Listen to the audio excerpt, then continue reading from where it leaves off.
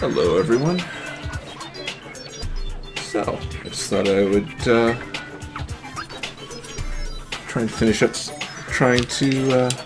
finish up some games before starting others, and thought I'd give people at least a look at what Labo is like.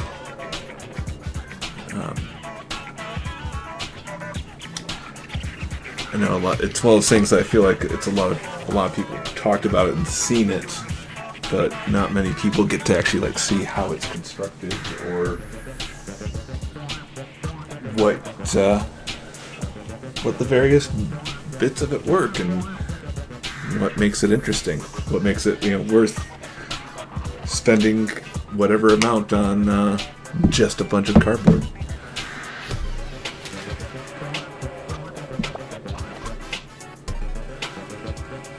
So it's going to be a little bit interesting seeing if all this will work out here. I haven't tried streaming from a Switch before. So let's see how this works out here.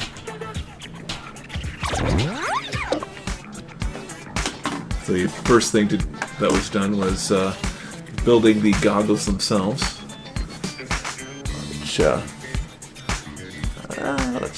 okay, so I should be using the camera about here. Yeah, so it's actually decently constructed. Certainly, I would say at least as good as most of the cardboard VR systems out there that you just put your phone in. Actually, I have little foam padding that you put in. There's hinge mounts that the other devices will interface with. So let's go on to the next step here.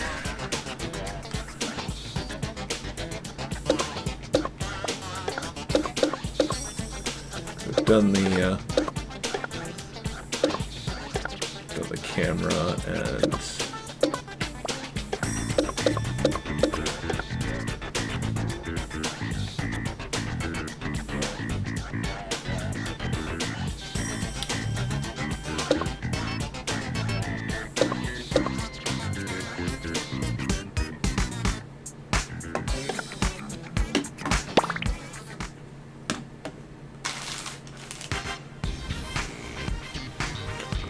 as I'm taking a look at this, because I've moved this around many times, the question is, does it come with the stickers?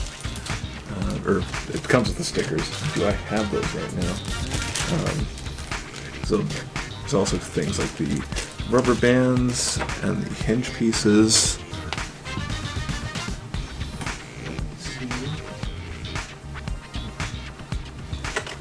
There we are. And there's the stickers for this. So let's do the snorkel just to get that out of the way. And by that I mean these come on pre-printed. They do color-coded sheets, and there's letters at the top corners here that. So this one was primarily the camera. And I honestly think the snorkel comes from, hey, we had some space left over on the camera, so let's, what else can we come up with that space? And then enough room for a small pair of glasses, what can we do with that? Well, glasses are kind of like a snorkel. And then those are just other ones.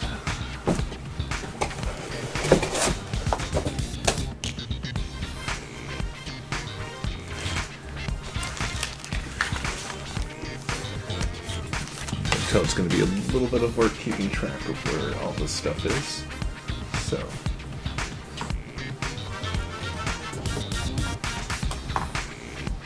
Oh yeah, gotta hold it down.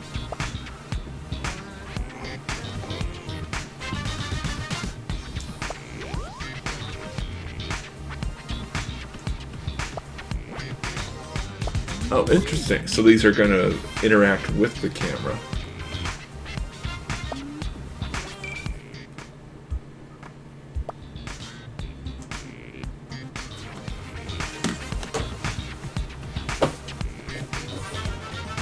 And honestly, that's all I was literally looking for with this, is completing that one sheet.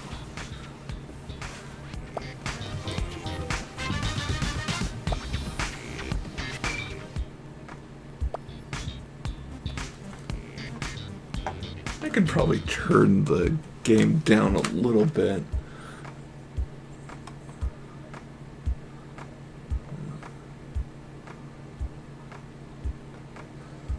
Let's see how that goes.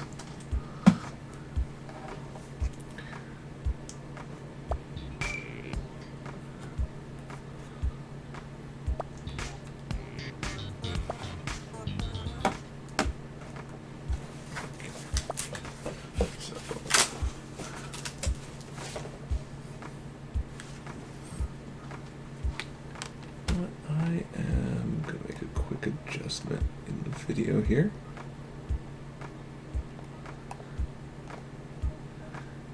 Because as off center that as that is, I think there'll be a slightly better viewing experience.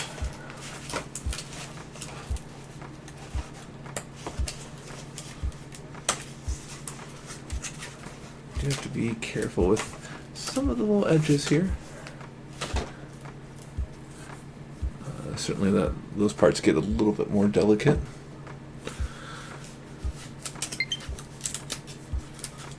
And then we take out the googly eyes. And hopefully I don't get left and right screwed up too much during this. Yeah, I think it's going to be safe just to take out the rest of these parts. There's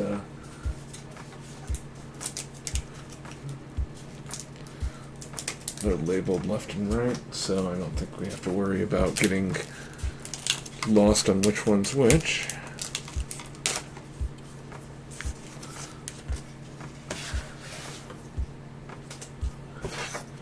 And I'm just gonna throw this in here for now.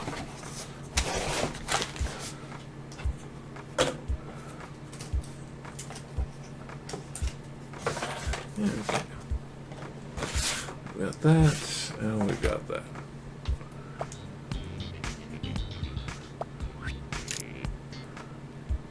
The bag with the special parts. Using some marker stickers for this build.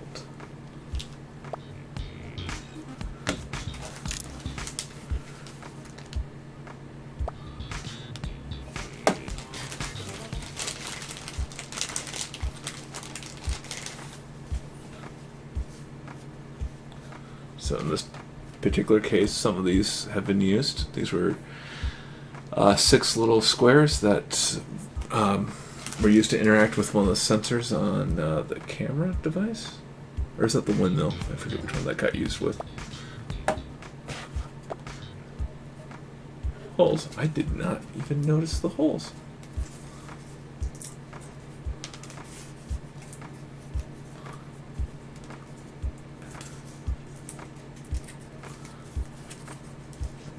Those out and make a big mess.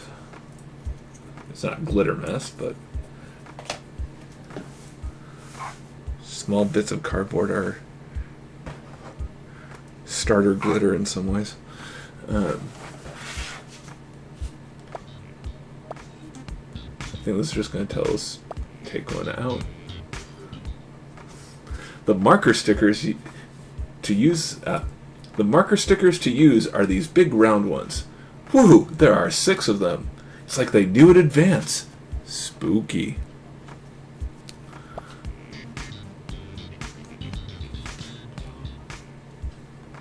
Peel off the first marker sticker and plop it down over the little hole at the top of this thin, sock-shaped piece.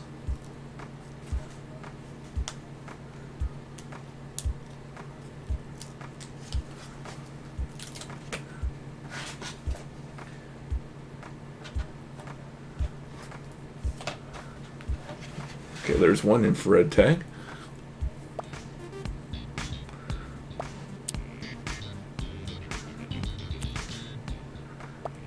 There's a little bit of me that appreciates, even though the stickers are all identical, that they're actually saying, no, this one goes here. Next, we'll move on to the mask. Peel off another sticker and stick it down over the little hole on the top left, like so.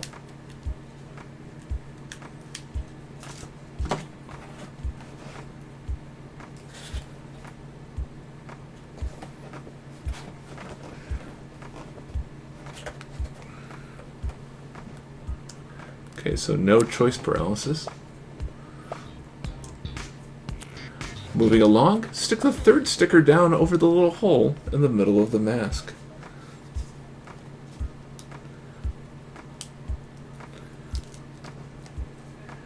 Now, from a instruction design standpoint, I do appreciate that since they're calling this the third sticker, they're still showing this one on camera.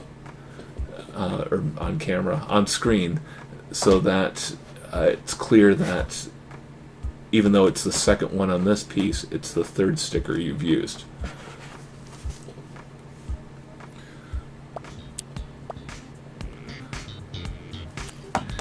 It's the fourth sticker's time to shine.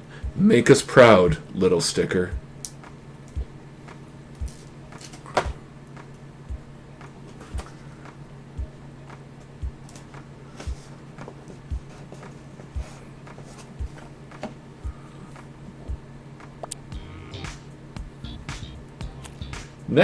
Up next is the fifth sticker. You know what to do. Dare I put the sixth? You know what? I'm going to put the sixth sticker in the fifth sticker's place.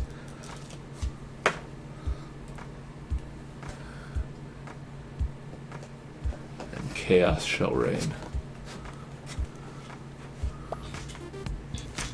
Sixth sticker. Say that 5 times fast. 6 stickers, 6 sticker, 6 sticker. Ugh. That's all the stickers stuck.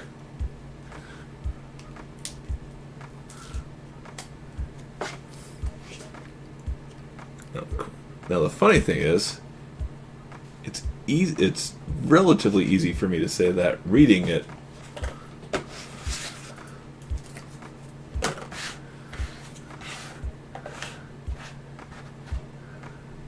I would wager if I tried saying that without reading it, I wouldn't even get past the second one.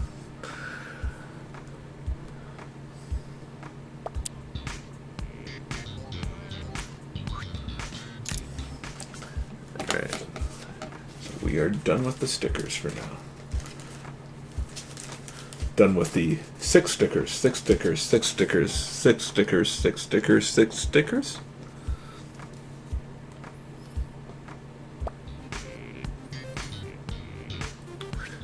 Flip it over so the printed side is facing down.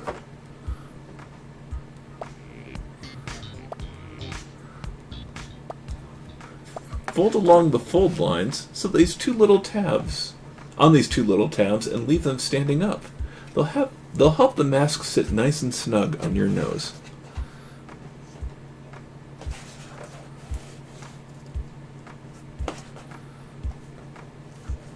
Crease them a little bit, but not too much.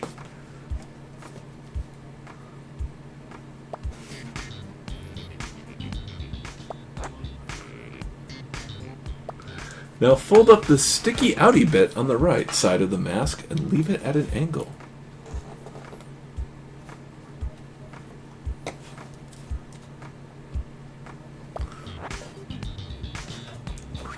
You want this piece now. Make sure it's the one with an R mark. That would be this one. Stand it up next to the matching R mark on the mask. try to line up the two notches on both pieces so that we can slide it into place.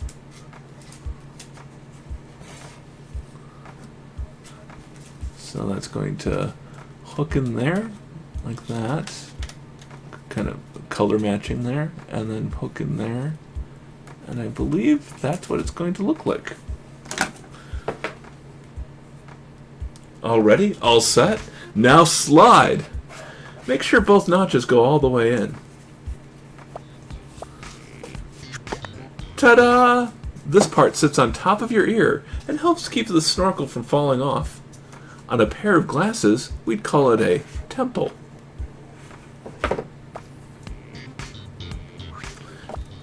Time to bring back the sock-shaped piece. 6 stickers, sure. Sock shape? Nah, it's not really a sock, though. It's the snorkel for our Toy-Con snorkel. Flip it right over. Fold over the flap at the end here, then fold on the second fold line to make a little tent.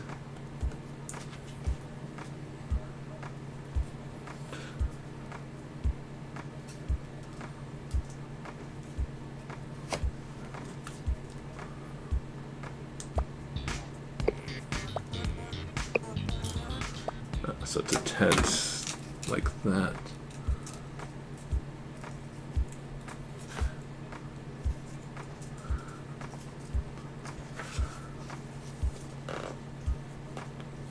That's why that fit was a little loose, because that piece is going to... Oh, I shouldn't be going ahead. Now it's the perfect shape to slide into the triangular bed on the mask. Line the arm marks up and... slot the tent on the snorkel into the mask. Mind that the notch on the snorkel side slides neatly into place, too.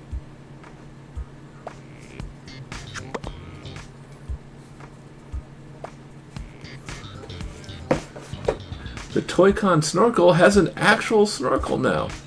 Actual being piece of cardboard. Moving on over to the left, fold this little sticky outy bit up and leave it standing at an angle, just like you did on the other side.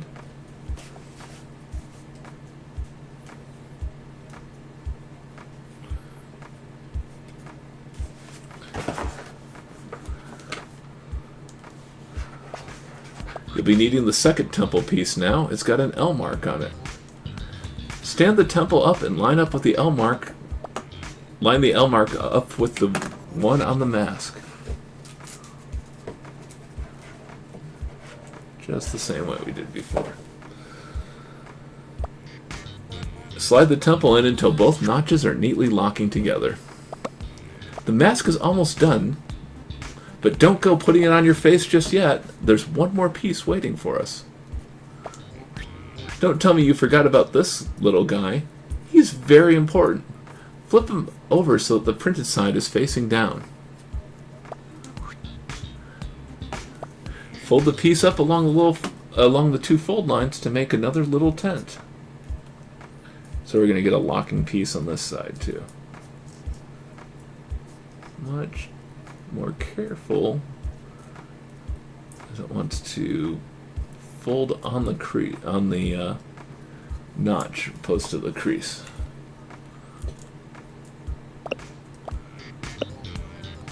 Did you notice that there was another triangular bit on the left side of mask? This tent is going to fit right in there. Line the tent up, then slide it into the triangular bit on the mask. Make sure that the notch slides into the right position.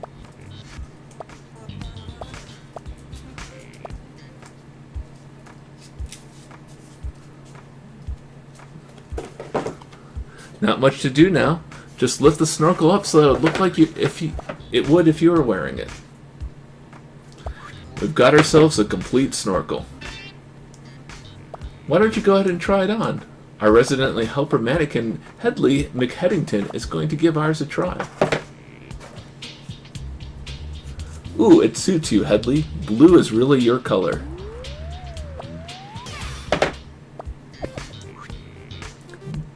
That's the Toy-Con snorkel done.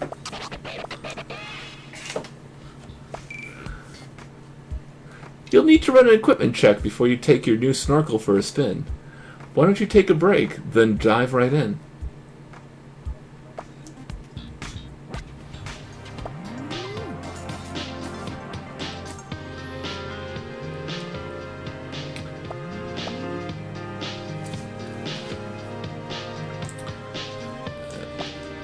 Getting ready to play. Get the Toy-Con camera ready.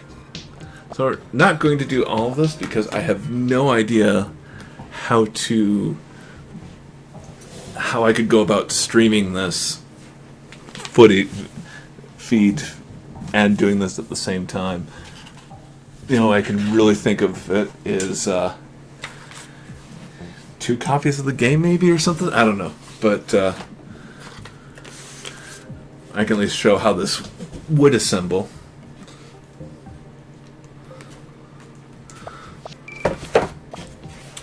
So yeah, this is the camera. One of the parts I found particularly cute was that you actually make a little clicker on it to help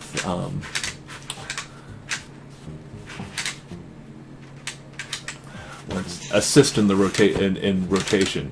That gives you a sense of how far you've rotated it while you're using it as a camera.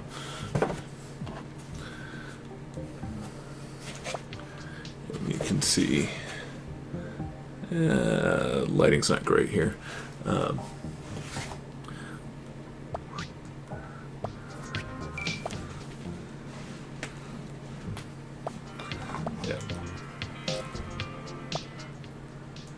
Oh, it's not going to let me. Interesting.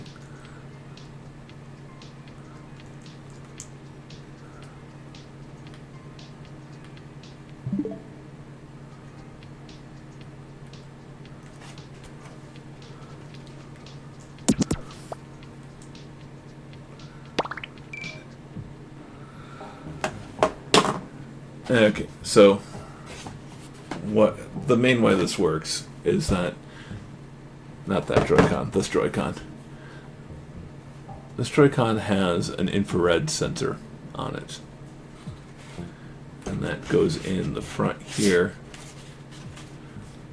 and the infrared sensor becomes the lens of the camera, which then tracks what the goggles are doing from tracking these sensor points.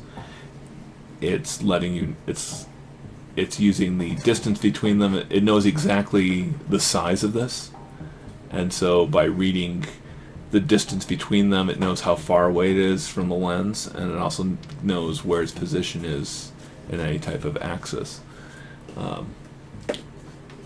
So this would actually be like a 2-person type of thing of, I suppose I could actually be like wearing it and pointing the camera at my face. Oh, but then I couldn't see. Yeah, so the way this interacts is this flips up here, and then the lenses slide in, and that slides in.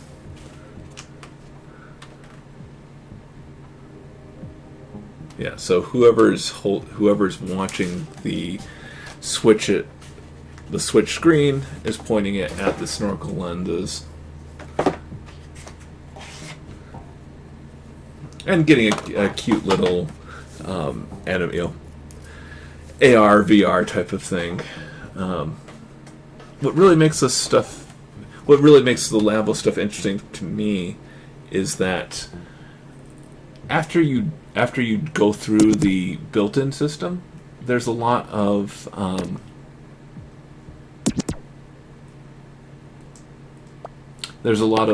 things of here's how to they'll give you ways of tweaking it, either ways of editing the system or changing settings. It varies depending on the application, but getting to dig into the software a little bit of why it works, and kind of a tutorial about how does infrared work in gaming, or how does positions work. But, oh,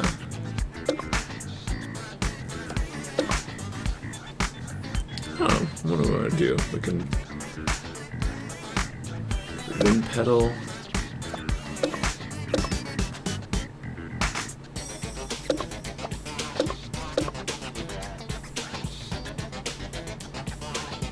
Let's go ahead and do the elephant.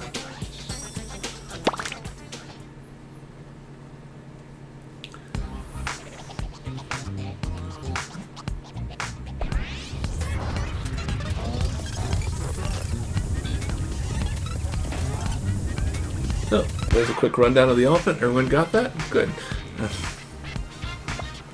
These are the 5 steps you'll need to complete. Handle, mask, trunk base, trunk tip, and Joy-Con controllers.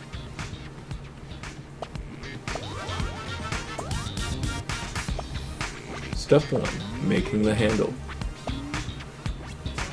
Remove these 2 pieces from sheet elephant A. Careful not to bend them or anything. And they're color-coded, so elephant should be gray in here.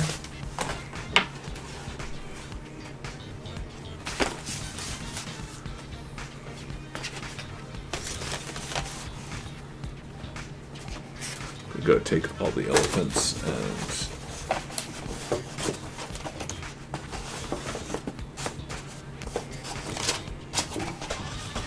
put the elephants on top.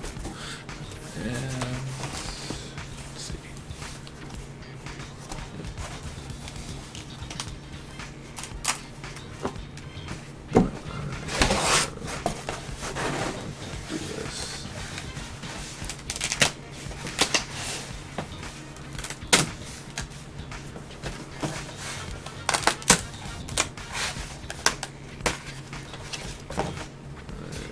that one part out, and then this part, which is more elaborate than it looks at first glance.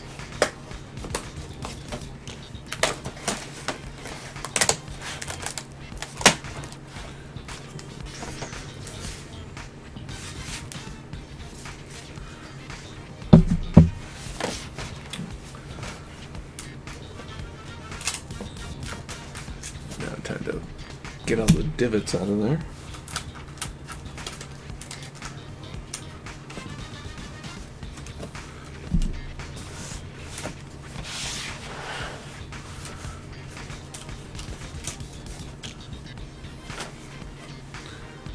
Yeah, this would probably look better if I didn't do this on the box, wouldn't it?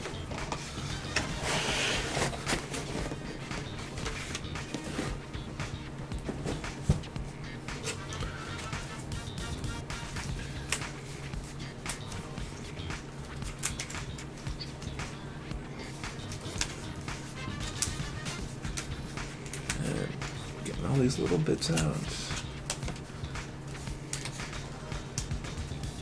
One of the things I really like about the Labo stuff is this is what a lot of my toys were as a kid. I would take boxes and cardboard tubes and other shapes and build them into things.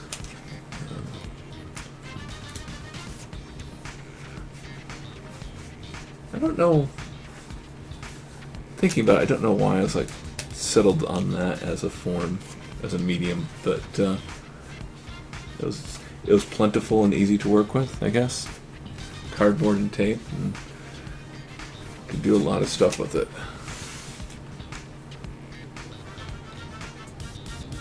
I'd build like bases for Transformers and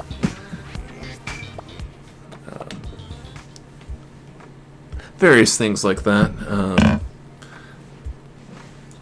With trapdoors and elevators and platforms, and never anything like this mechanically designed, but I would put tracks and levers and some simple doors.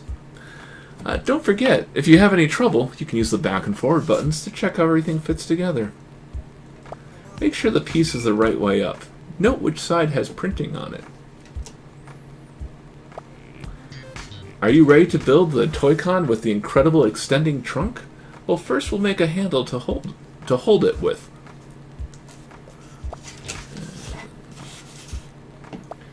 This is the piece we're starting with. Flip it over so the printed side faces down. The key to building a great Toy-Con is to fold firmly along the fold lines. Always check where the fold lines are. For longer folds, make sure to crease firmly along their whole length. It helps if you use both hands. It's almost time to fold, but first a word of warning. Make sure you don't fold any sticking out bits that don't have fold lines. A good example of that would be this notch here. That one has a fold line. Those notches there.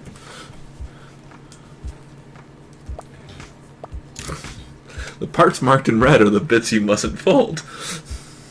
The parts I was just pointing out.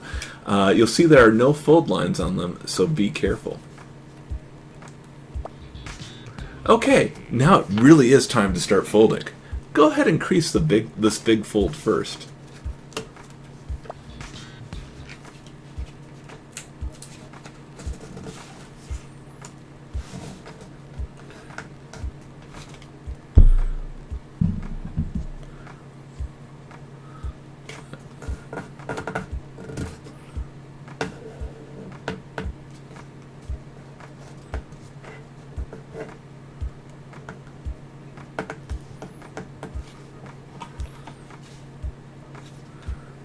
Okay.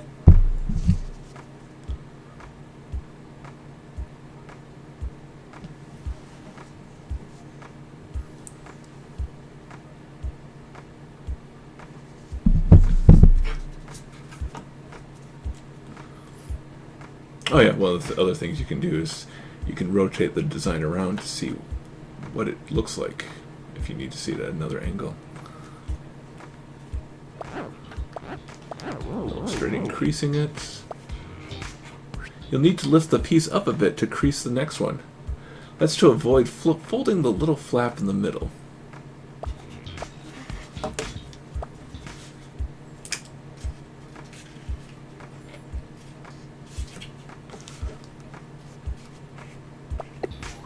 So now let's fold it over.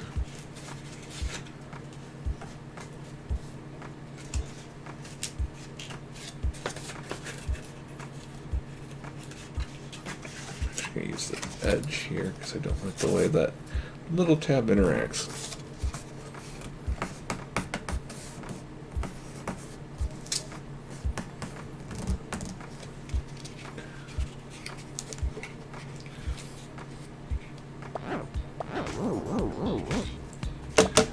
Now go ahead and crease the last two big folds.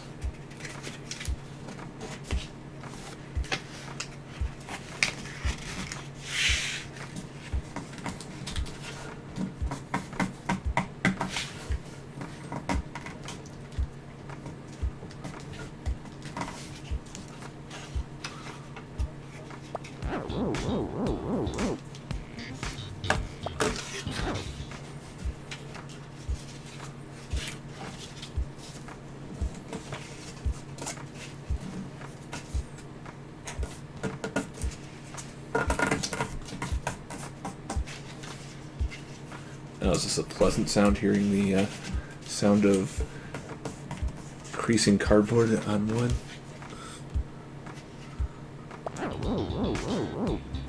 That just leaves the little flaps and tabs around the edges. Let's crease them good.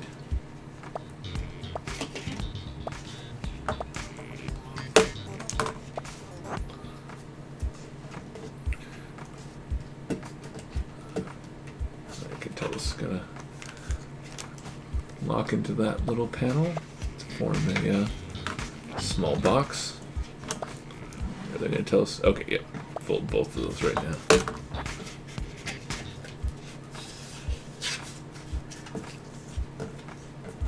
Usually it's safe to assume that all the creasing is done at the same time.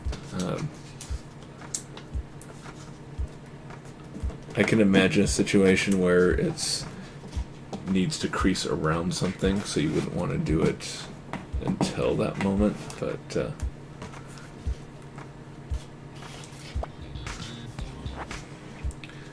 I figured that it's always good to double check your instructions there. Double check following the instructions. All this creasing is going to make putting our elephant together a cinch.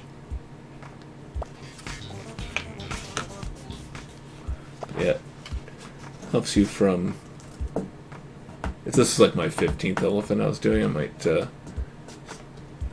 skip these steps, but this way it does make sure that I'm not mistaking something for a fold that isn't one.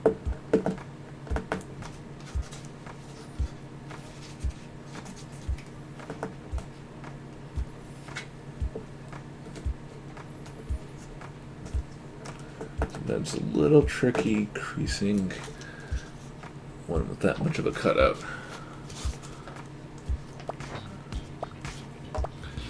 Okay, time to start putting things together. First, roll up the bottom bits into a squarish shape. Then, bring this tab over, insert it into the slot on the top.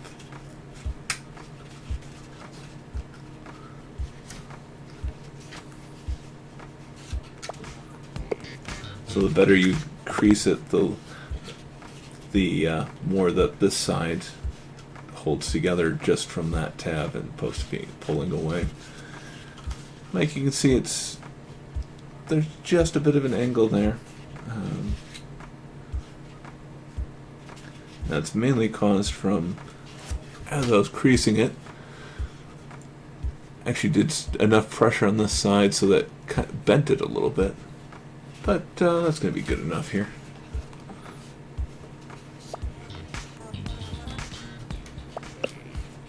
And then we close up the ends.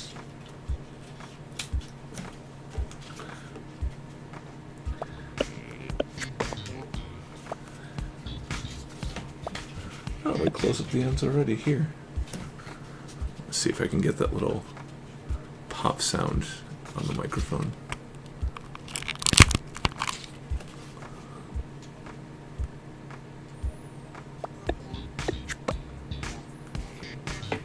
That's the stick part of the handle done.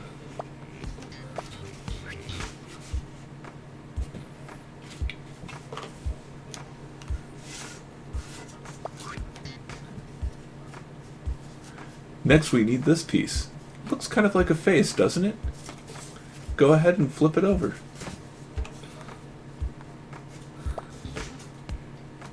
By the way,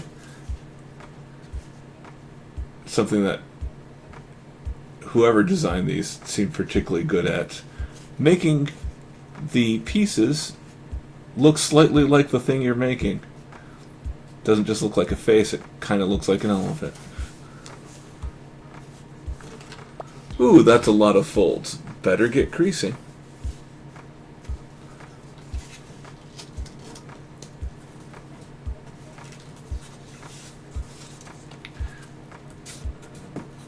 So do I just use this as a guide, or do I go through step by step?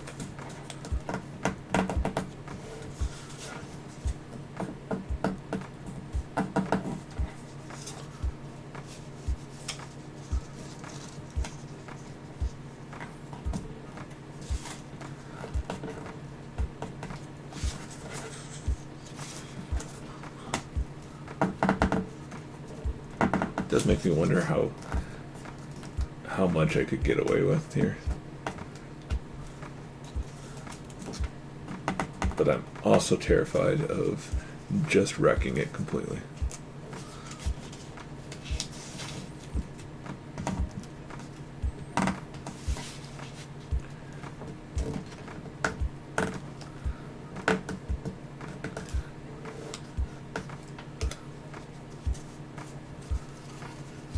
I do appreciate that they established that it's not just, like, if it's something that's going to be a 90-degree angle, you don't just fold it to 90 degrees, you actually fold it all the way over and give it nice solid crease, and then it holds its shape. And I started in a completely different spot than they wanted me to.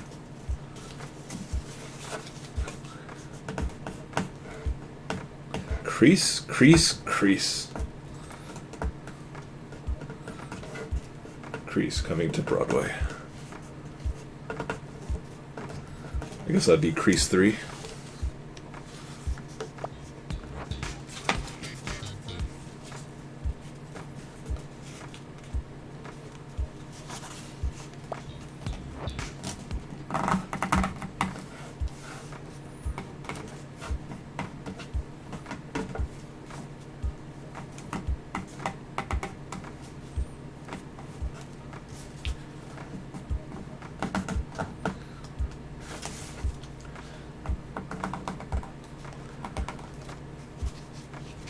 So I do make this final, or this particular crease here, my mind's wandering why I use this vocal range that I do on stream. It's not conscious. I don't have to choose that deliberately.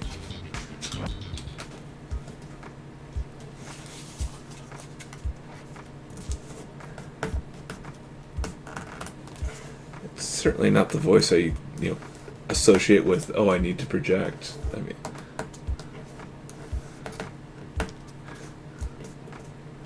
it's a little bit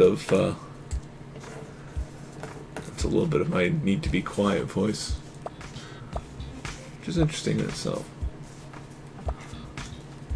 Yep, got that one, got that one.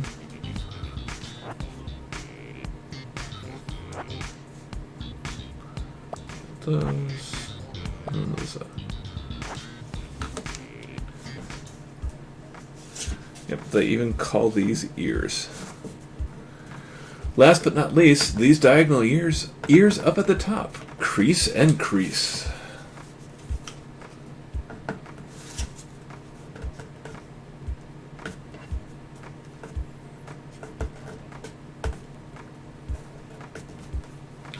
I mentioned it looking like an elephant from before. From this side, we've got kind of a cat, like a tiger or a panther or something like that. Wow.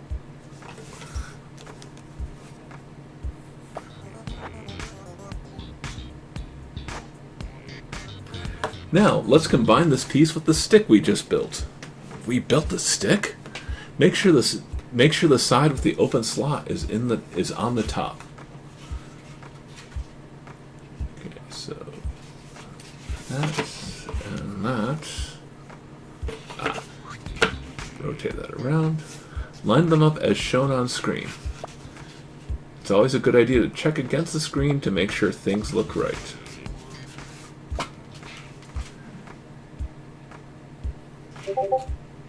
Not how I expected this to go.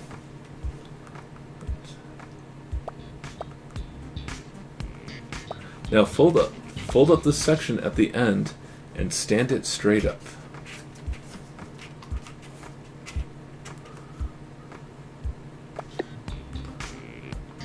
And let's slide the stick through the hole. That's more how I expected it to be. Interesting that they would start that way. It's important that we get the stick the right way up. Ah, that's what they're... So that's right when you first push it through. They're saying make sure that that mark lines up with there. So let's double check. The little semicircle marking should match the indent. Slide the stick all the way through until the sticky outy bits keep it from going any further.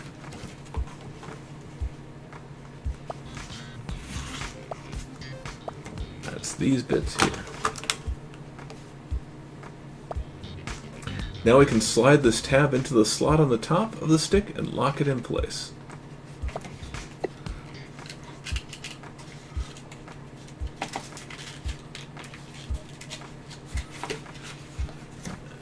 Like that.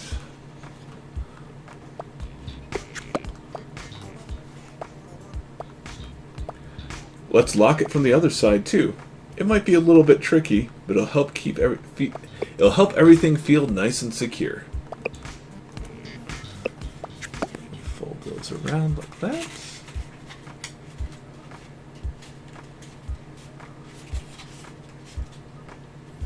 And that's another thing that's nice about these sets, that like makes it more than just a pile of cardboard. The design of these is really nice. Like just folding that together, the fit of this just feels very well designed. The handle's main body is complete. Remove these two pieces from sheet B.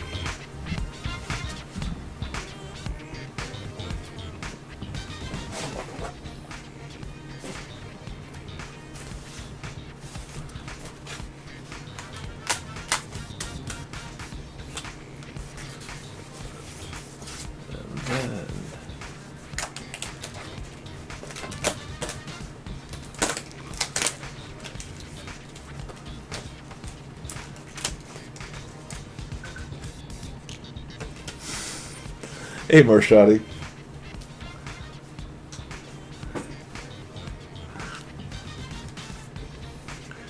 What do you mean added more rage quit? I love this, doing this stuff.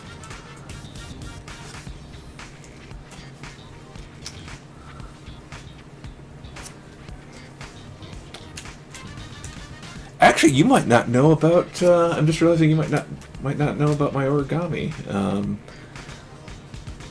So something that came up on Quarantinapalooza is I spent many years studying origami as well. But I'm curious, since you associate papercraft with rage quitting, is there a particular incident that that you had a particular problem with, or either you directly or external exposure?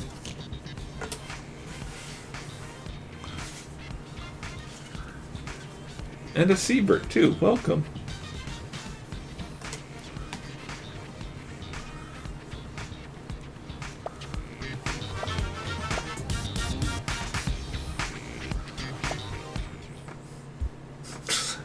This piece looks like a guy with broad shoulders. Maybe? Is that just me? Anyway, let's make 2 creases before we flip it over. Ah, the rare creases on the printed side.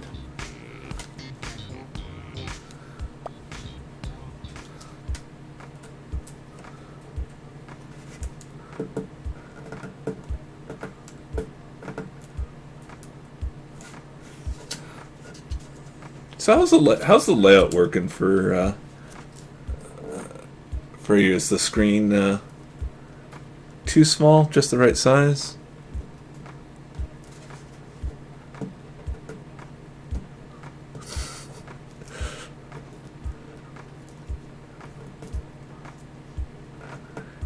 Pepakura? I'm not familiar with that. Is that a brand? Is that a person?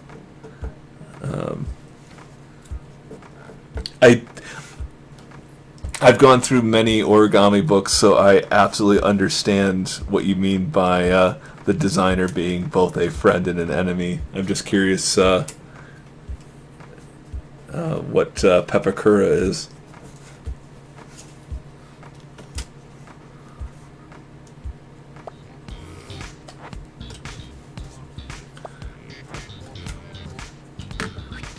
Okay, now we're ready to flip.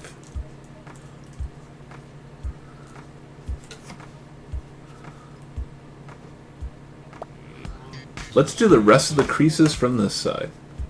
Now, if this is an origami thing that we talked about valley folds and mountain folds, these are always, in Labo, it's always valley folds, because the fold makes a valley shape, meaning you're folding up towards you. But like that. But yes, they focused it that way to keep it more accessible.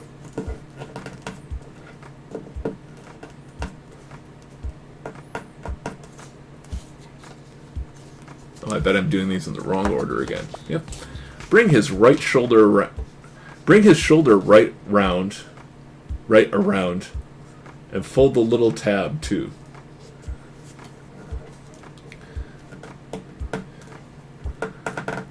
You fold me right round, baby, like a cardboard right round.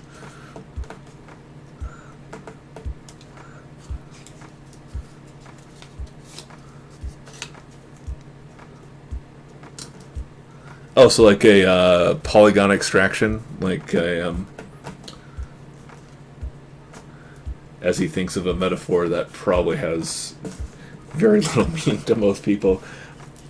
I was thinking like a skin texture for a 3D model, but no, that's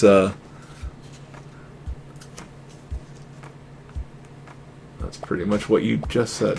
That's interesting though. I'll have to.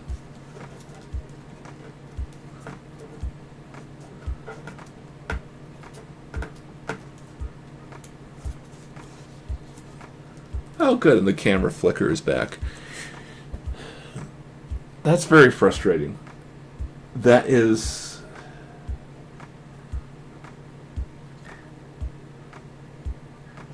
This particular motherboard has this problem. It's an older chipset.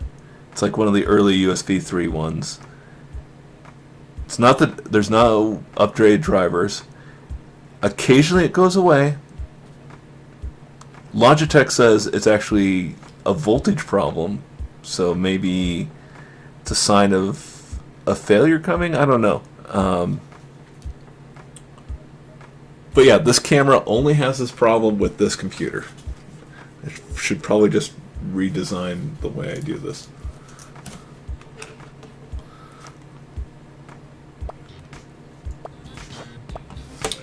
That's right.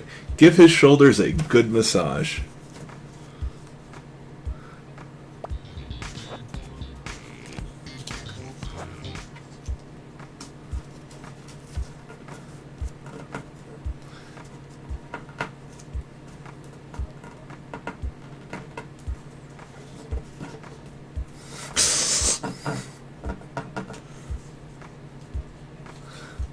Yeah, the skin, yeah. See, and that's the funny thing, is that if you're getting the skin from a model that's already unfolded, it's just like often there's often a distortion fold around it, but it's taking a 2D image, applying it into 3D mechanics, taking that 3D model, and then extracting it into 2D again. Yeah.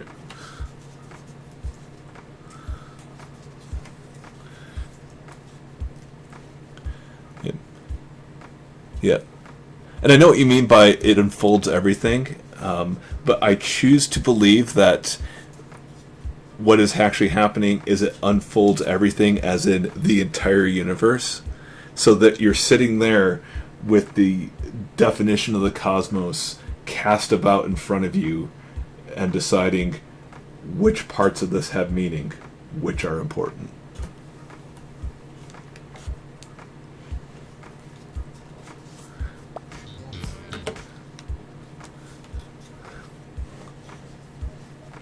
While we're at it, give his neck and head a nice massage. Now, I was already kind of like the anthropomorphizing of this a little bit weird, considering we're gonna like fold it up into a ball and stick it into a slot here. But now we're talking about a massage being fold his neck in half and really, really punch it. Like, this is not a massage. This is an assassination attempt.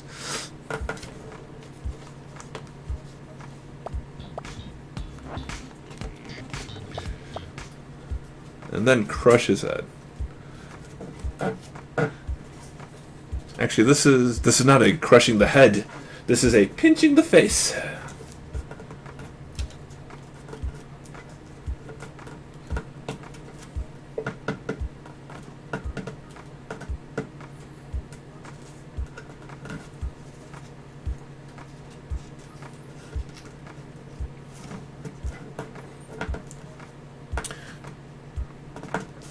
So do you work in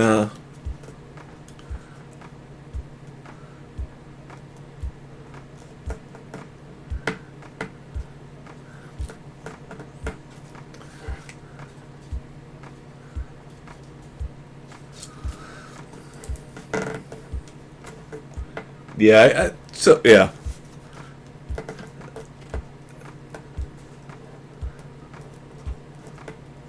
Yeah, the times when it's like you've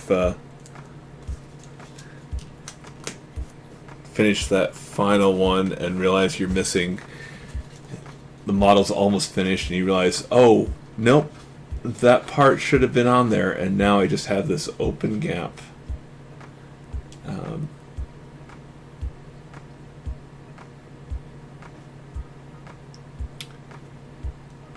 I've learned to make some very creative hinges that way. The things I could do with masking tape. I have to say that, like, masking tape doesn't quite hold up the way it used to. It's gotten a little cheaper. Painter's tape's a little bit closer, but it's not as sticky, so it's like finding something that has that right amount of adhesive and tensile strength, but also doesn't go badly. Like some of the stuff just kind of decays quickly too. It's all a little frustrating. Looks like he's feeling limber, so it's time to fold everything into place. First goes the head. Apparently the revolution has started. Lift it up as shown on screen.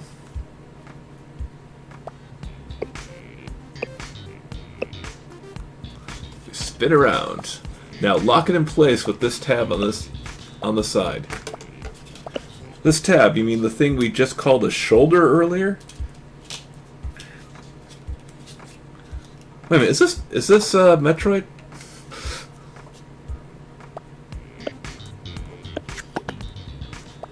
And you guessed it, another lock on the other side. So again, the design, that extra hinge is just to make it easier to fold in.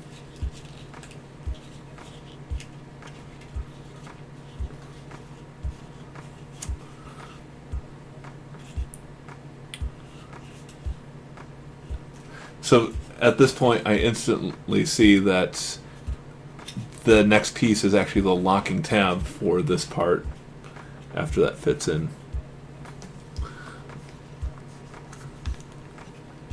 I knew it was going to be a locking tab for something, but I see how it interfaces with this now. Once we attach this little triangle, the handle will be complete. Or will it? Line up the pieces as shown on screen. Pay attention to the up arrow marks.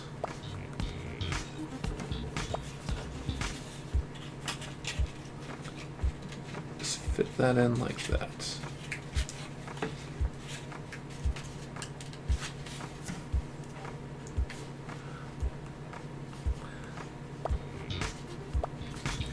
Yeah. There's the marks. Now slip the piece into these waiting slots. It might be a bit of a tight fit. Yeah, it's okay. If you've pushed it all the way in, it should look something like this, showing that the vents edges there are even.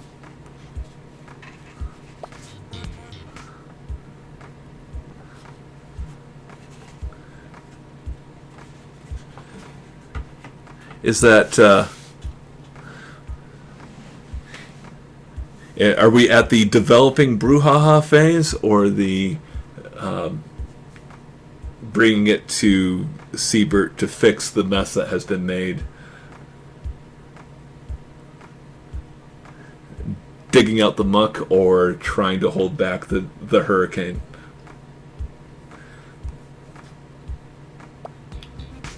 Flip the whole handle over as shown on screen.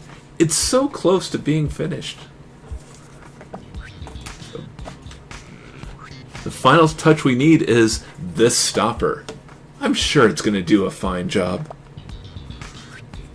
I'm now like completely devoted to the narrative of the stopper now. Flip it over and fold it in half.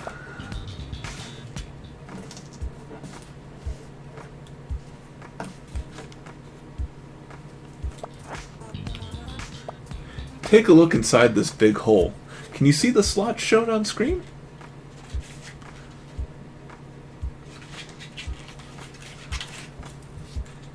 So we have that notch there lining up with the notches from the other ones there. It's a little bit off, but the stopper will line it up. If everything looks present and correct, let's lock it in place with the stopper.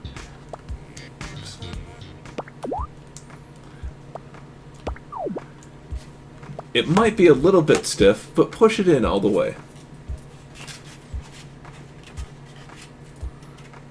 No up or down to it, so either side's fine. And note they didn't tell us to spend a bunch of time creasing it because it is supposed to push against the gap. In we go! Perfect! Now our handle feels as secure as can be. And that's the funny thing, is it really does. Like, that is...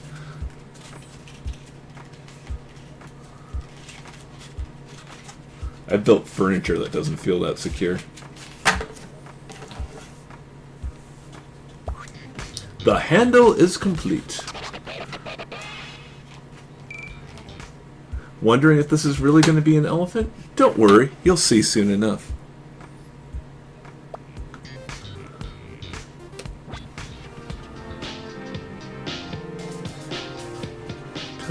You know what? I am going to take my own advice and actually take a break.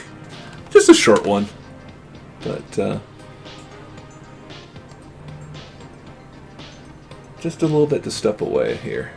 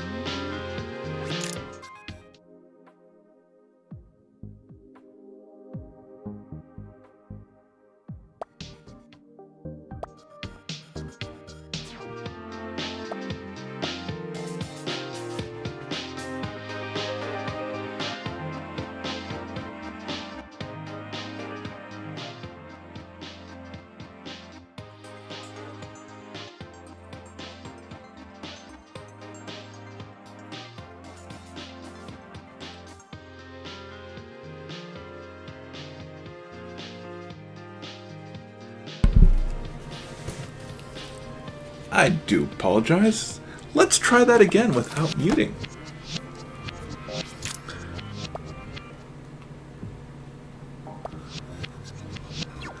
Oh, yeah.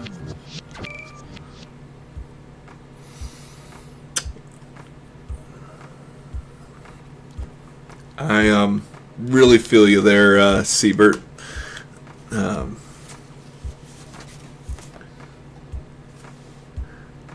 Not saying that's all my job is, but it's definitely a division of my job of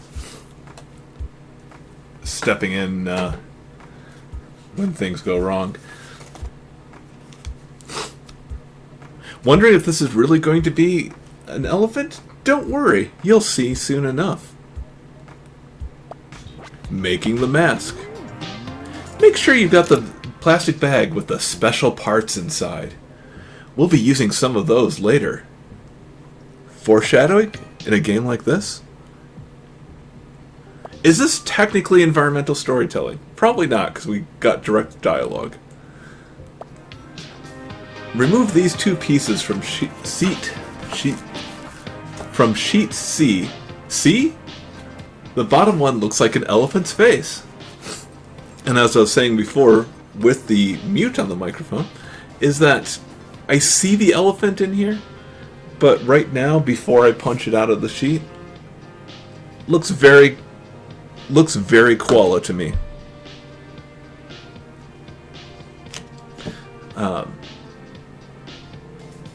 And all that just triggered Siri too. So, anyways, we'll go ahead and punch that out.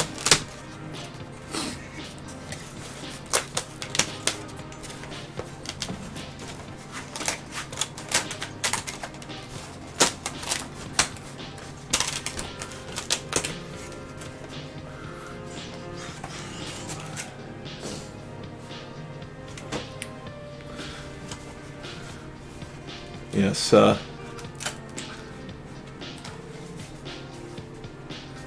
Siebert, may your journey to patching and repairing whatever went wrong be effective.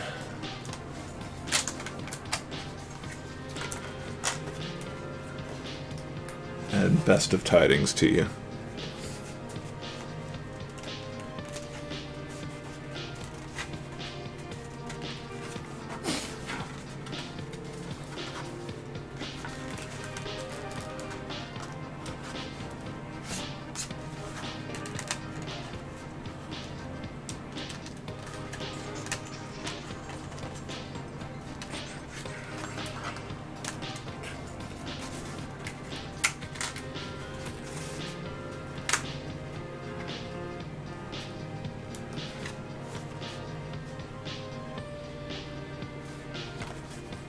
Oh, I just realized something.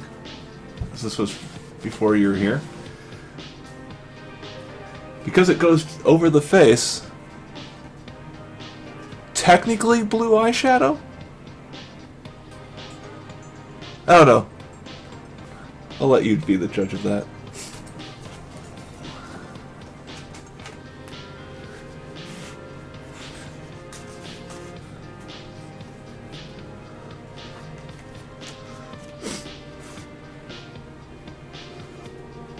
Yeah, the white circles are the infrared sensors for the camera.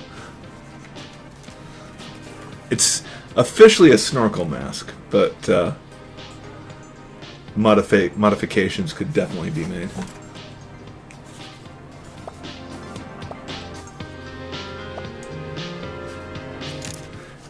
It's a good idea to fold big pieces in a nice flat space. Keeping things tidy will help ensure you always have enough room. Here's a pro tip. You can fast forward the video by stretching the forward button to the right with your finger. If I was using the touchscreen, yes. What's really funny is I almost tried to reach out on the monitor and do that on the HDMI output to a cheap computer monitor that I'm watching the Switch from. It certainly does not have a touchscreen. And if you're using button controls, hold down the ZR and the AY to fast forward. Like that. Take the sheet of marker stickers from the bag. The marker stickers. If you're having trouble telling where one sticker ends and the next begins, try bending the sheet a little bit.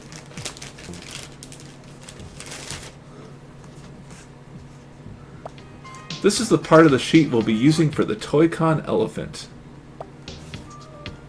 Ah, those smaller circles. Now, let's get to sticking the stickers on the elephant's face. There are 5 to place. So it's very similar methodology, but they have you do larger stickers first, and then move on to, if you're doing this in the order, and then move on to the smaller stickers.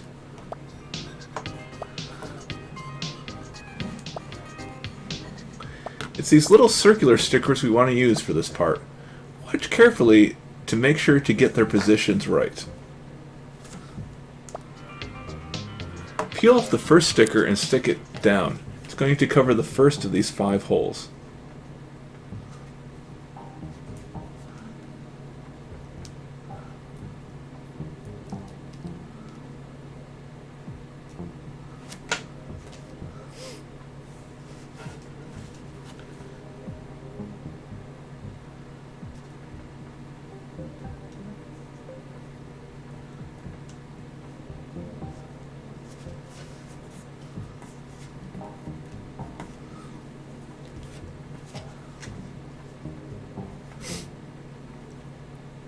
These are not that small, but I just want to illustrate the sense of scale that I'm having to work with here, as far as working on this from the giant kingdom that I am.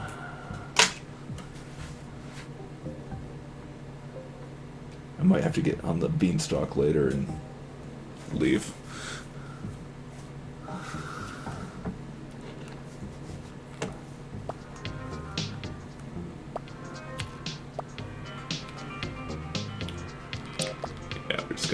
Go through those. Don't worry too much if your stickers end up a teeny bit off center. I mean, they did design this in mind with it will be kids making this most of the time. So there's certainly some tolerance planned in.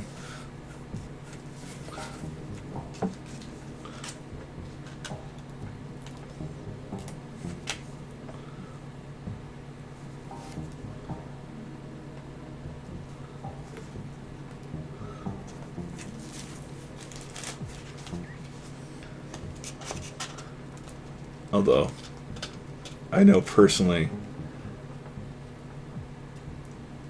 any degree of obvious off-centeredness in this triangle here is going to drive me nuts.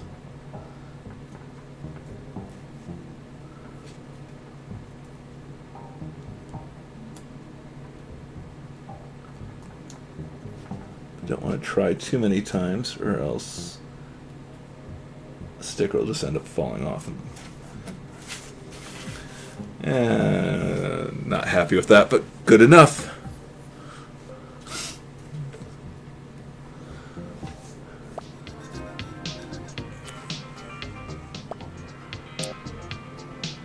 Learning to accept imperfections. That's all 5 holes on the elephant's forehead covered up. Great work! Once all 5 stickers are in place, it's time to spin the piece around. Oh, I am supposed to have punched out those holes by now. Let's go ahead and do that as we spin it around.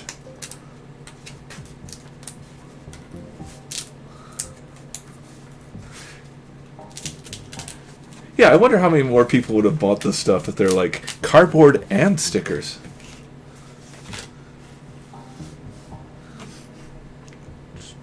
Yep, okay.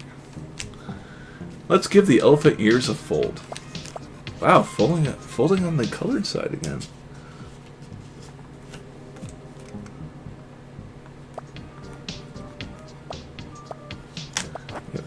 on that line.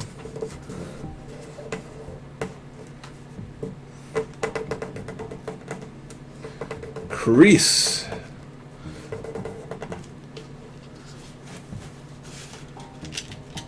Extra points for making the crease sound like an elephant.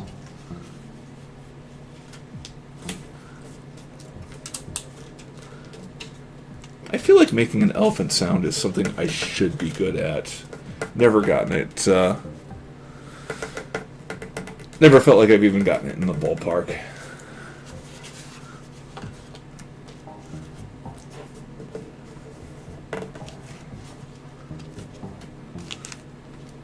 Something about the lead into the trumpet. Yeah, I just... Anyway. Yep, those two creases. Okay, now we're ready to flip them over. The ears need some folding from this side too.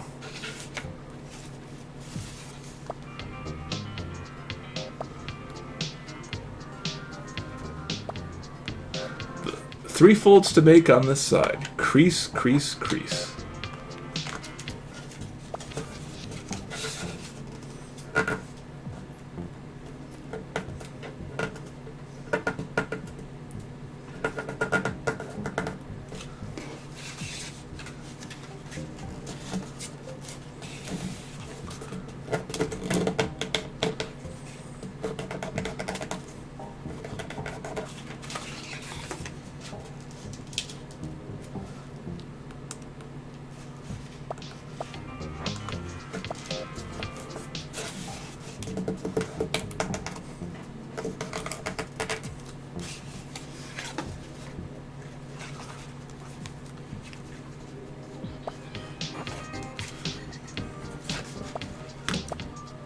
Like, not gonna have me do those while I'm there? Alright. And another three on the other side. Crease, crease, crease.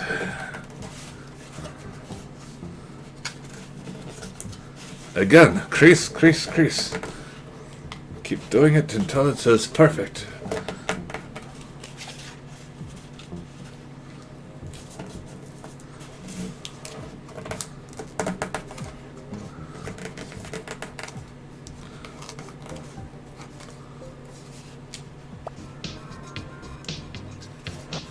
I remember saying to my grandpa once, the measure twice, cut once, and he looked at me and said, measure right the first time. We're not done yet. Let's do the earlobes. That's two more folds on this side.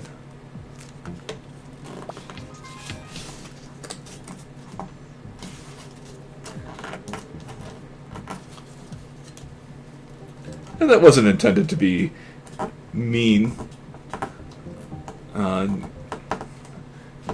It was just, he just meant that just take your time to make sure that you're doing it right the first time.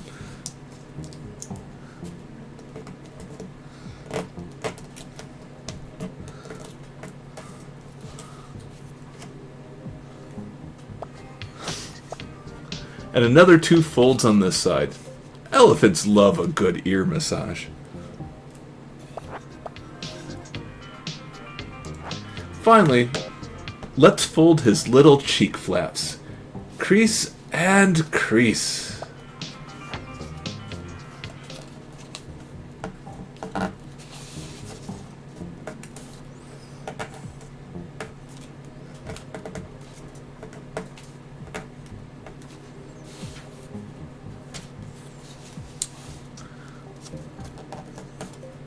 I wonder if we'll get this done in the next 40 minutes or so.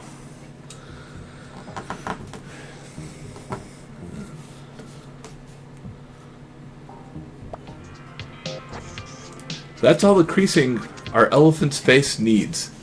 Is that a sentence I just wrote? Anyways, let's flip it back over, shall we? Now to combine it with the handle. Line the two parts up as shown on screen. Handle, face, okay.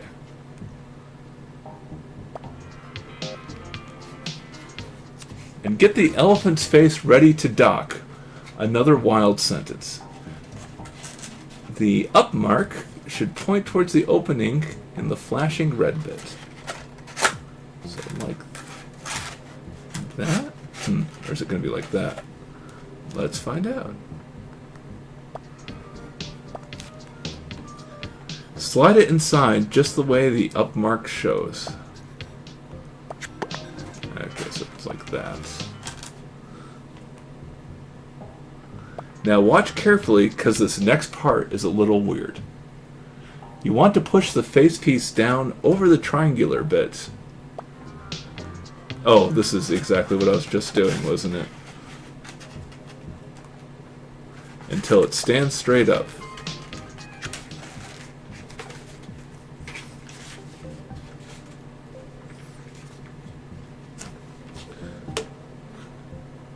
Again, I know we're going to approach... Right, yeah. You know, eventually we're going to get to elephant territory, but we're still, like, very koala. Now our elephant has a little nose. He's got a lot of growing to do before that turns into a proper trunk. For now, let's give our elephant a chance to rest. Flip the elephant over, but gently. We don't want to crush his poor nose. Now fold down this flap. Fold down this flap on the handle. So we're folding there. And slot the elephant's earlobe inside. Again, that's a sentence too.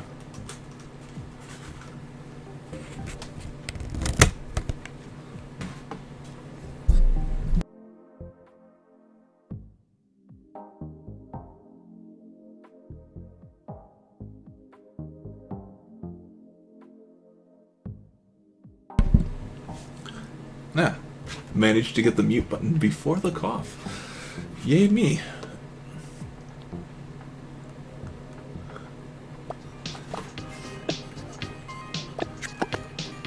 Now do the same on the other side. Down goes the flap and in goes the earlobe.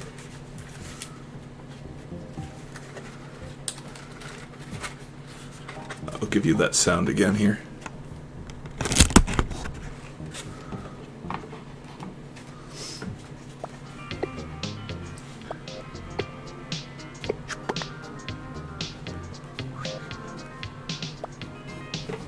Now this next part's a little tricky. See that bit that's flashing red on screen? Uh-huh. That would be this edge here. We're going to insert it into the slot down here, right below. It's flashing blue. So this area right here is not a gap of sloppiness, it's an intended slot.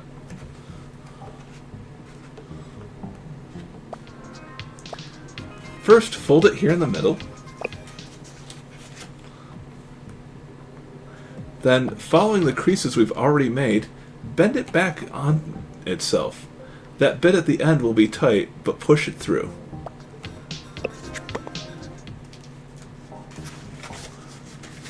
They're saying do that. Ah.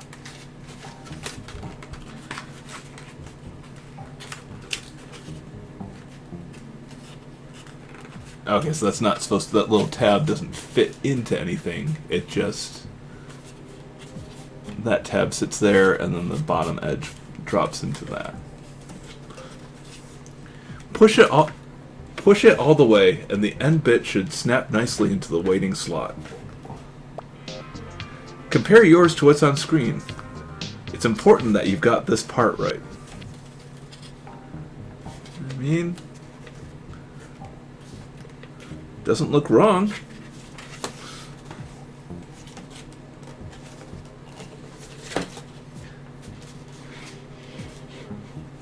I'd like to see this folding a little bit better, but that hinge is going to come in and help that out a little bit too. Now let's do the same on the other side. The end bit tucks into that slot below. Over we go. And under.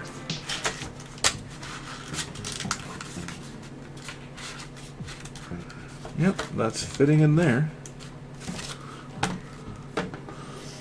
Snap. Double check that everything looks good. Looks as good as I can tell. Next up, we need this piece. It's a simple shape with a Nintendo logo on it.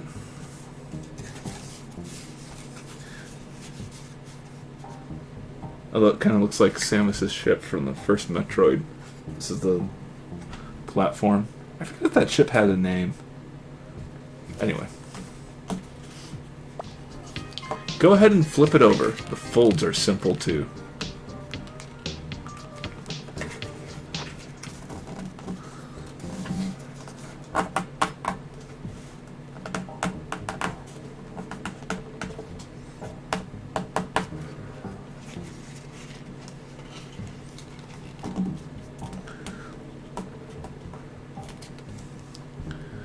Marshadi, I don't know if you're still here, but I was going to ask you, do you have any of the papercraft you've done online anywhere that you can show off?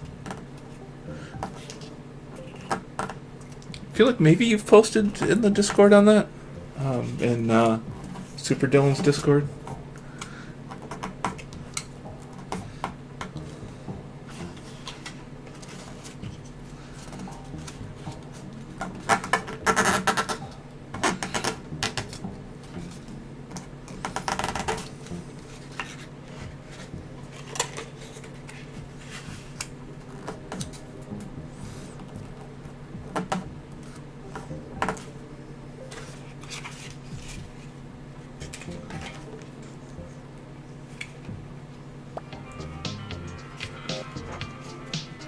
Oh, this is a cap for that.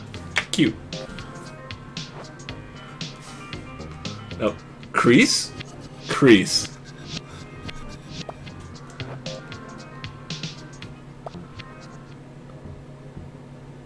You know... Call from 15104. You know, the next like soldier or fighter type character I make, his last name's definitely going to be Crease. And two more for luck. Crease and Crease. These are all the ones I just did. Now flip it back over.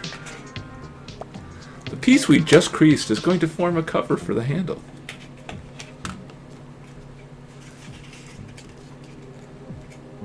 Let's see how... I'm just taking a look here. Let's do that a little bit more. I feel like it's pulling away a little bit, and I want to just make sure it's got a good angle on it. And the tabs will help it fit in, but knowing how it's supposed to fit.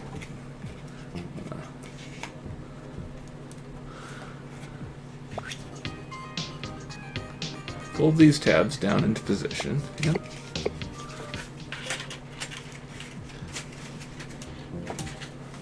Oh, getting ahead of myself again. Into the waiting slots they go.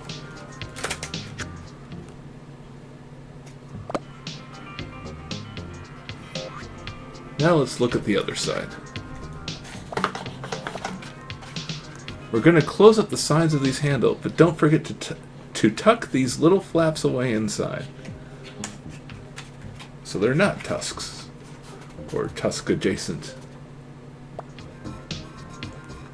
Tuck in the little flap, then down goes the top flap, and up goes the bottom one. Slot into the tab just like that.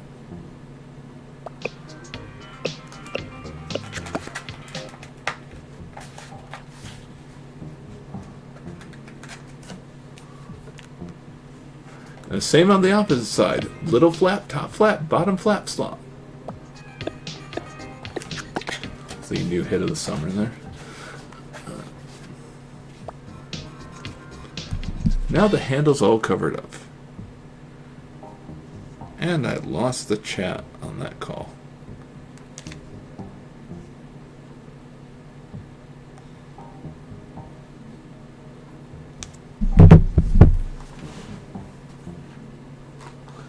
Yeah, okay, we're still in the chicken pot. Double check to make sure there aren't any tabs sticking out anywhere. Yeah, it looks like I'm ready to bid at auction. Remove these two pieces from sheet A. That is sheet A all used. That's sheets all used up.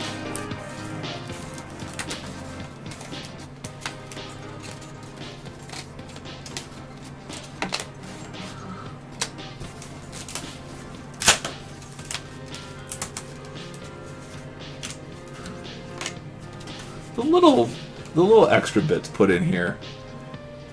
You know, we've talked about, well, there's the logo of what's being made and what sheet it is, but the grid that's put in there and these little pencil still drawing the grid.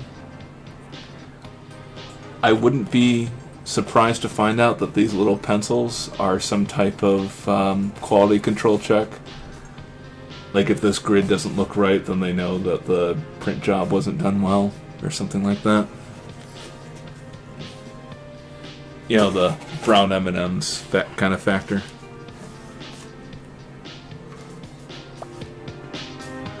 First is this piece.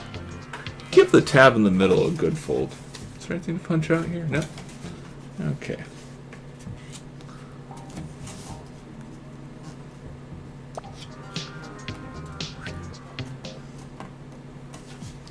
Now let's flip it over. It's time to bring back our old friend, the marker stickers. Just 2 to apply this time, but they're pretty big ones. I do not understand how this is going to interact. This is interesting.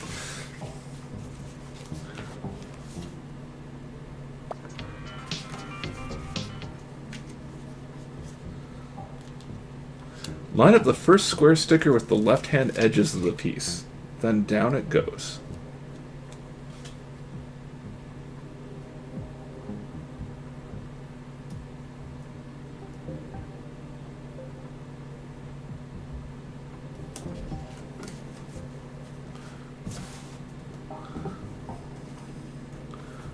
There we go.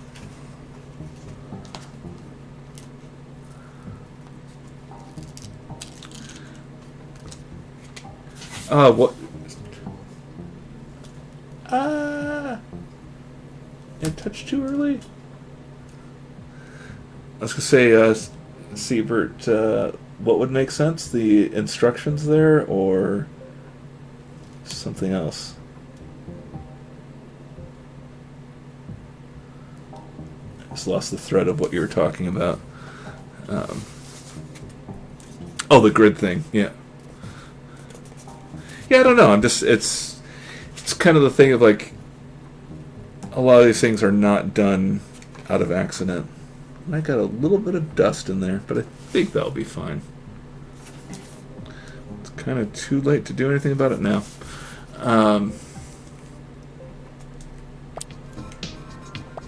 There goes the other one on the right.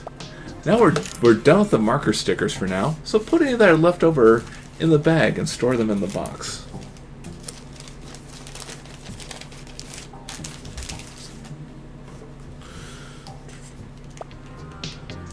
Time to flip the piece over one more time. We want the goggle mark facing up. It should be upside down at the moment. Now we'll attach this piece to the handle. Line them both up as shown on screen. Okay. Lift the tab below the mark, the one we creased first of all. Oh yeah, there isn't really any other creasing on this one.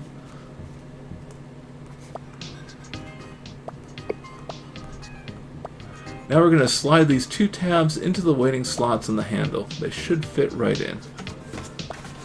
And a little back plate there. So it slides in. It doesn't fully lock though. Now take a close look to make sure the tabs are pushed in all the way. There we go. Now it's locked.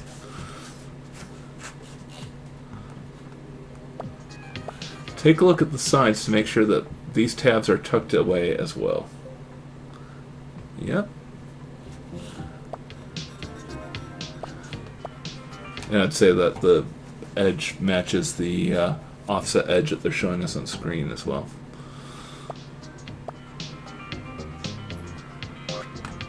Now take a look at the front of the mask. Can you see the marker stickers to the holes at the bottom? Ah, that's how those work. Neat.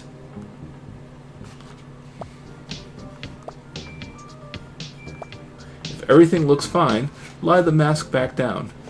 Not much longer until this step is done. And surely we're going to put that in the... Bend the tab we left sticking up before and tuck that into the slot below.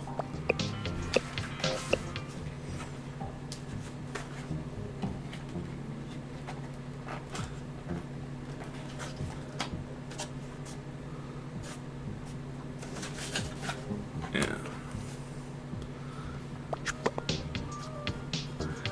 Next up is this piece. It's got a little dial mark. Shutter is actually like what it's been used for in the past. I have ended up with a whole bunch of cardboard googly eyes out of this here.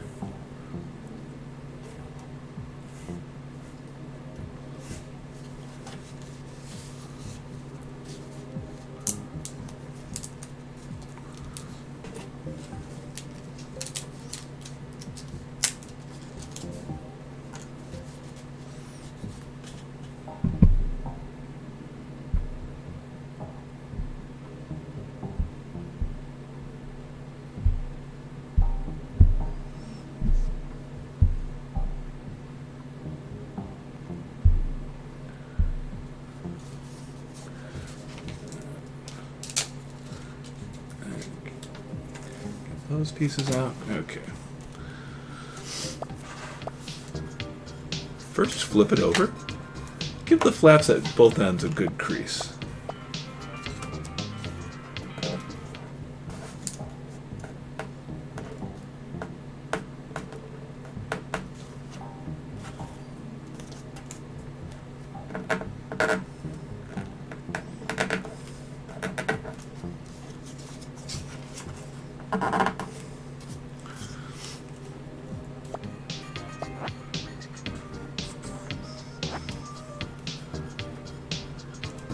Now it's time to use some eyelets. The left half is called a grommet, and the right half is called a washer.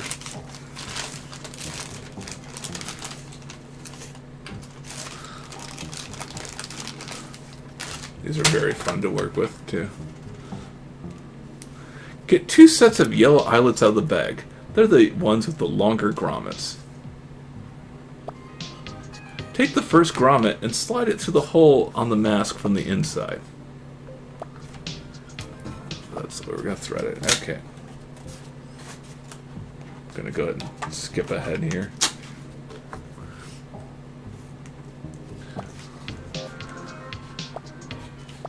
Now we're going to slide the other piece onto the grommet as well. Make sure to use the end with the shutter mark for this.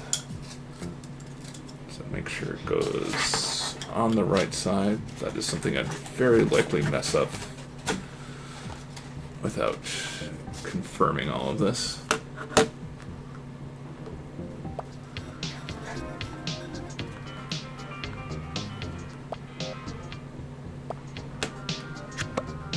The 2 halves of the eyelet snap together like this.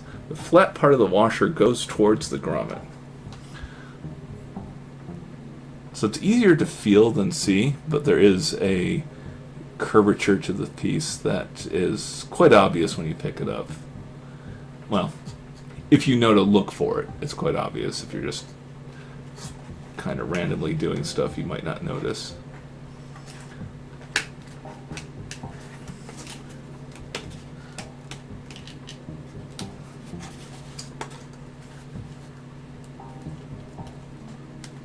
And then that seals over like that.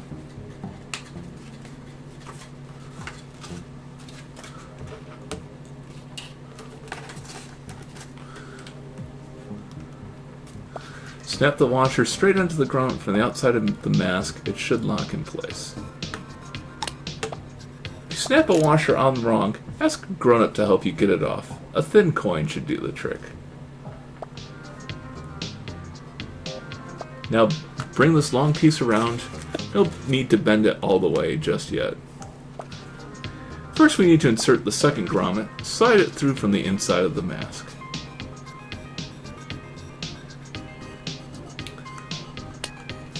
Now we can bring the long piece around and onto the grommet.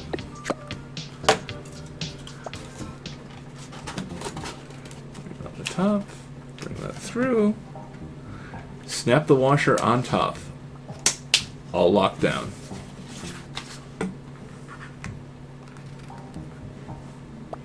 Now we've got ourselves a nice cover on the top. That should be all for the main body of the mask. The mask is complete. This is the perfect time to take a break. We've got a long trunk left to build. And that, I think, I'm going to have to leave you all here for today. Well, at least for now. Might come back late at night to finish this up, or just another day. Have to see where things go from here. But I do need to end now, and I'm sure there's someone to raid.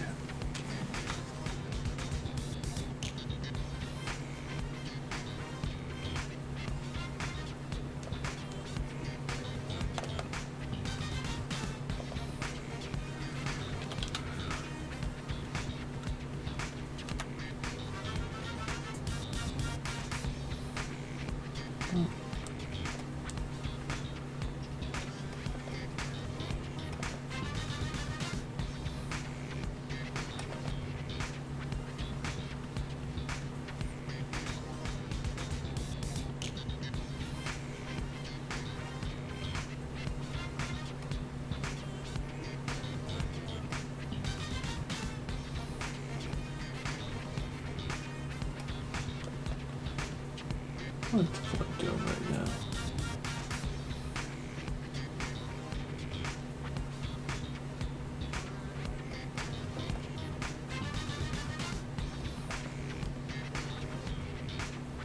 Yeah, let's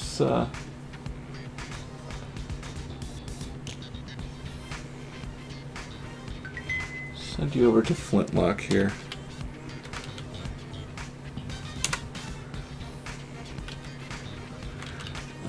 Doing some VR, just on theme here. VR role-playing as a bard in the Misty Shores. So I think she might be doing a performance tonight. A wonderful singer.